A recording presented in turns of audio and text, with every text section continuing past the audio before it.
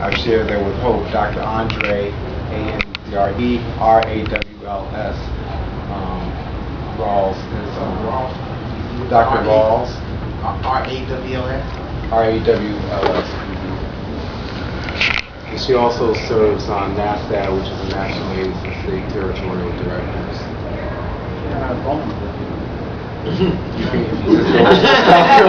I do have her, but I just want to give you that. As we think about resources, I want to give people things.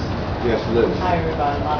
Monica. I just wanted to piggyback on what Tyrone was saying. Yesterday, I was able to sit in a workshop Unshackled, and talk a lot about the prison system, how connecting it to our services, and what are we doing? What does prison have to do with HIV prevention and what's going on with our society today? You know, New York State is one of the five, and the highest out of the 5 states that has the highest rates of HIV. You know, with Texas, California, and Florida. You know, we have a lot of hurdles. There's no mandatory testing in New York City, in or out. There's very little discharge requirement. We get individuals who come out who have no comprehensive summaries, who don't know what medical providers they're going to go to. Some of them do not even receive medications when they're leaving the transition. They're lucky if they get the $40 and get to 42nd Street. Thank you. And, you know, I hear what you're saying, Lonnie, and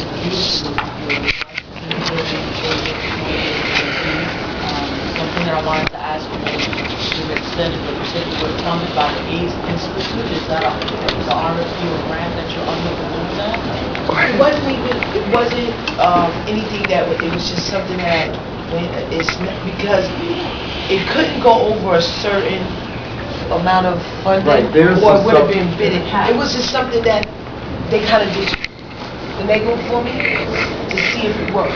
You know, just to see if it worked. It wasn't an it was not. It was just something to see if it worked. Now, if it works, I've been told that if it works and they look into say this is something that needs to happen, then it'll be a biddable issue.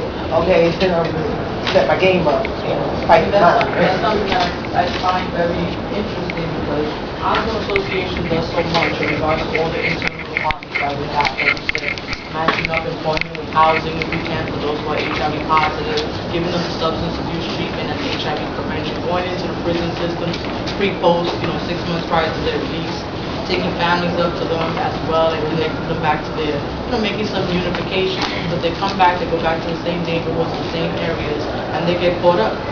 One of the things I was going to say to Tyrone is that we had to do this exercise at the Unshackled training. There was things being said. The best thing to do is not start from the beginning, but tap into the existing resources.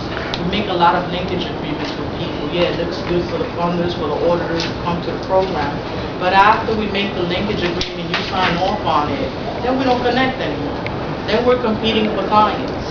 Oh no, I think this client should stay with me, although he needs more mental health services that I can provide. And we get very territorial with what we do. Another thing that we do is we make our clients very accountable. We work on behavioral interventions, cognitive interventions, and we let them know this is your life. You're gonna have to take some steps. We can't do everything. Because of funding, because of low staff, because of economy, and so forth. So, kind of thinking of new theories and models and new interventions with the times to get them to be more self-sufficient, going into existing programs, faith-based. They're big in the community nowadays. If they could talk about politics and get people to go for Obama or for the other guy,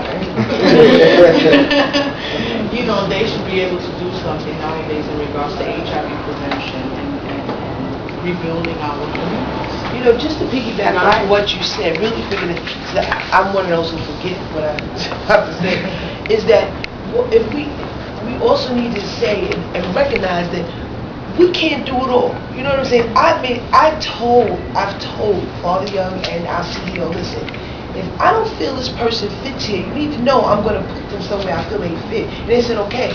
And I need you to know that when I did the site visit at Osborne in April, I called those in Albion Correctional Facility and I said, why are you sending those women from the Bronx to WPA? Nothing against WPA, but that's what we need to do in our communities.